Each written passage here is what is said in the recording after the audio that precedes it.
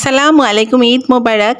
এই যে মৌলিদা আর নবাবী সেমাই দিয়ে শুরু করলাম। আজকে ঈদের দিনে বেশি ভিডিও করতে পারিনি, তো ঈদের দিনে এসেছিল মেহমান, তাদের কিছুটা ক্লিপ তুলে নিলাম। আর ঈদের পরের দিন, আজকে ঈদের পরের দিনে রান্না করছি। সকাল সকাল ঘুম থেকে উঠেই গরুর গোশত রান্না করে ফেলেছি, কারণ কিছু মেহমান ঈদের দিনে এসেছিল আর কিছু ঈদের পরে আজকে এসেছে। তো সকালবেলা উঠে ঘুম থেকে পরাটা, গরুর গোশ আর চা দিয়ে শুরু হলো। তারপরে এই যে মেহমানরা চলে এসেছে, মেহমান বলতে আমার পরিবারের সদস্যই সবাই। আর এখানে ওই যে ছোট ভাইয়ের ছোট বাবু, ওকে নিয়েই আমরা খুব হইচই করছিলাম। ভাইয়ের বাচ্চারাও ছিল, সবাই মিলে একসাথে অনেক আনন্দ ফুর্তি করছে। তারপরে আমি রান্না করছিলাম কাচ্চি বিরিয়ানি ওদের জন্য।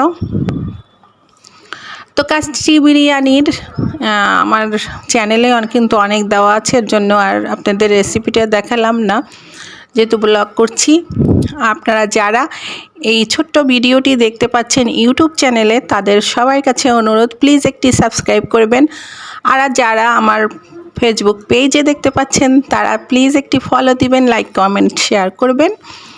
তারপরে যে রান্না হয়ে গেল, ওর সাথে আমরা অনেক দুষ্টুমি করছি আদরের সাথে।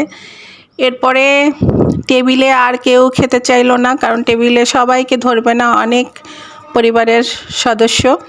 এই কারণে সবাই আমরা নিচে বসে গেলাম খাওয়ার জন্য। তো আমার ছোট বোন এখানে বেড়ে বেড়ে দিচ্ছিল সবাইকে খাবারগুলো। এবং স্পেশাল কাচ্চি বিরিয়ানিটা অনেক মজা হয়েছিল আজকে।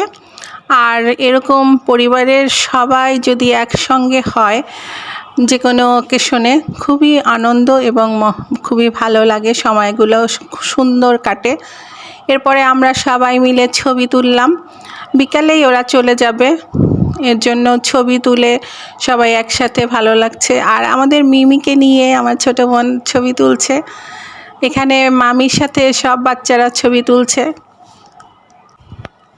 তো ছবি তোলা শেষ, এবার সবাই বিদায়ের পালা।